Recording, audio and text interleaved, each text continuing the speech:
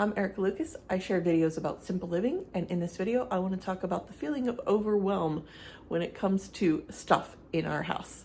You are seeing clips from the basement in Pennsylvania in 2020, and then we moved that summer and came here in Maryland in 2023. So you are going to see shots of clutter in two basements and the journey that it took to get from there to where we are today. Feeling overwhelmed by clutter is a common feeling these days. We lead busy lives. We have more stuff than ever before in our lives in generations past. The call to simplify our lives is loud and clear, at least it is for me.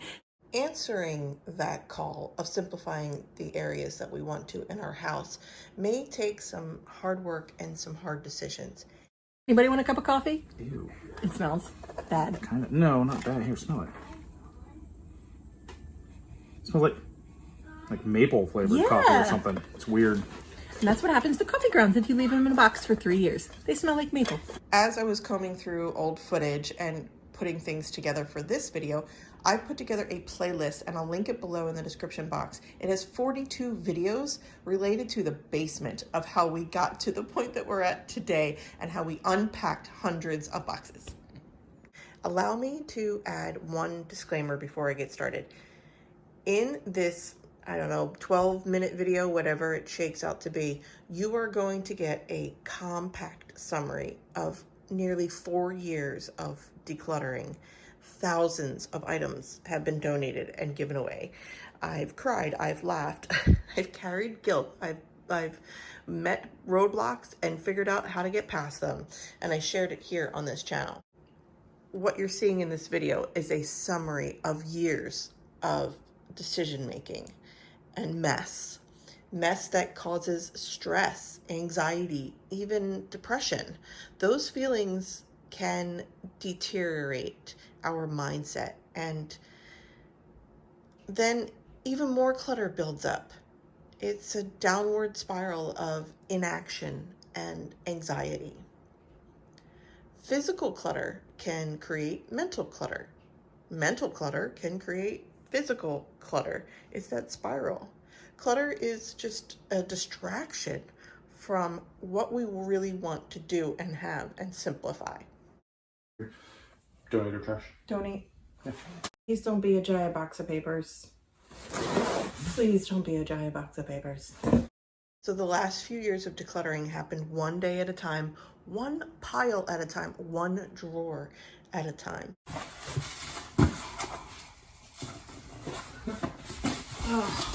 Don't lean on it. You're going to crush the box under it. It's already heavy.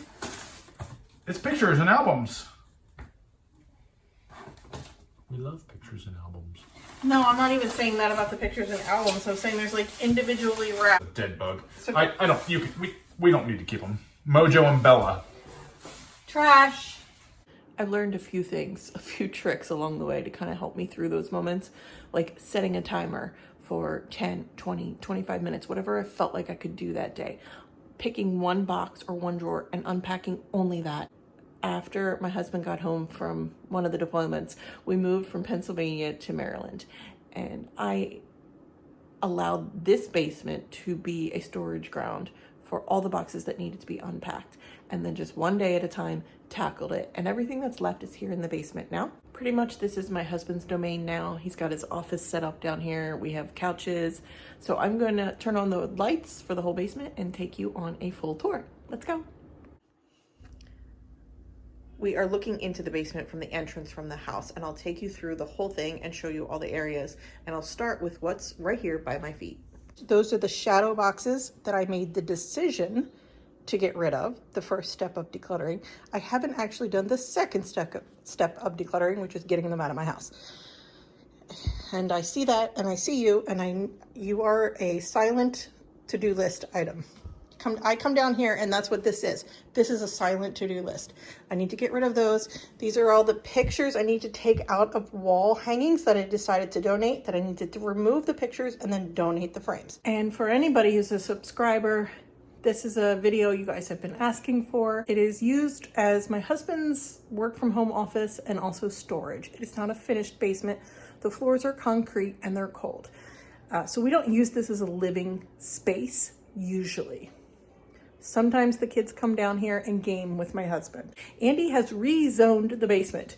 He spends his time down here. I really don't come down here. So he looks like he's created some pathways throughout, which is nice. When we first moved in, this basement was full from the back of the basement all the way forward with boxes we needed to go through.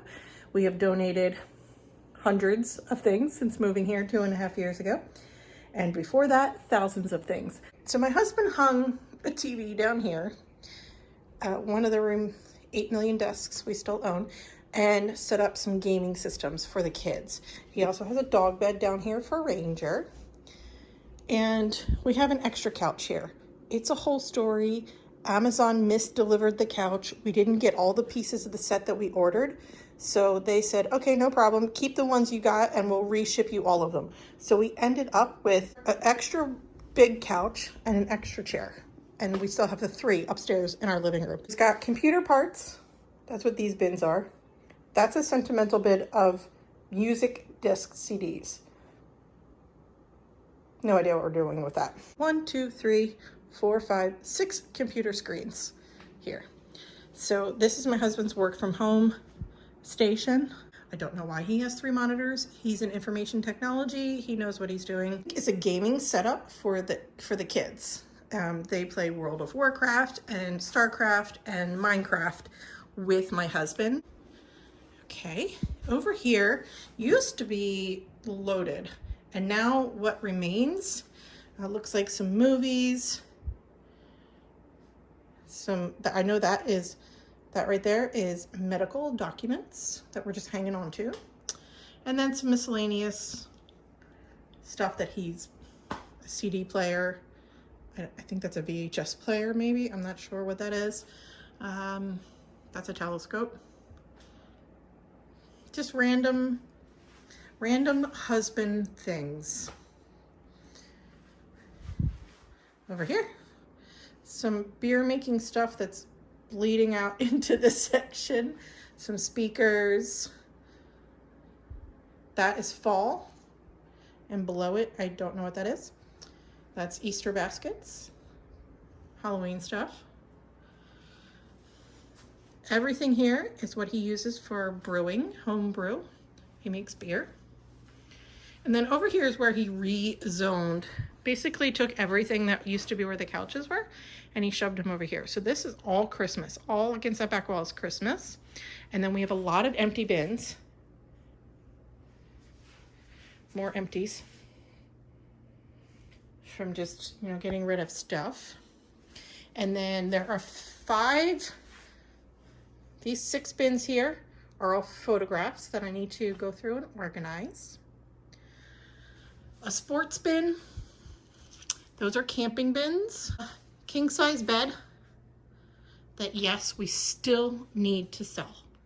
It's a really big thing and we just keep reburying it here. Guessing sentimental is underneath the sports bin. I think we ended up with 5 sentimental bins and we had started with 25 and we pared it down to 5 of things that are sentimental enough to hang on to. We're not ready to let go, but don't necessarily need to be featured in the house. The biggest emotion that I can connect to in this basement is where it started. When we moved in 2.5 years ago, that was still a 1.5 years after simplifying and decluttering. We still moved a lot of boxes. And thinking about that now and the journey it took for that first 1.5 years that we lived here of unpacking those hundreds of boxes and getting rid of all that stuff that we moved, that we didn't need to move, but I just didn't have time to declutter before we moved. It's so different now. If we were to move now, it would be even less stressful than that move. We move often because we're Navy and we should have at least one more move in us here. But now, having gotten rid of hundreds of boxes of stuff here and hundreds of boxes of stuff at the old house, it's so different down here now. The basement doesn't stress me out now. Coming down here isn't exhausting. When I come down here, the thing that pulled at me were those wall hangings and the shadow boxes, because that's my thing I have to do down here. I have to get rid of those things. This year was not a big year for me to get rid of any Christmas stuff. It does maybe seem like a lot.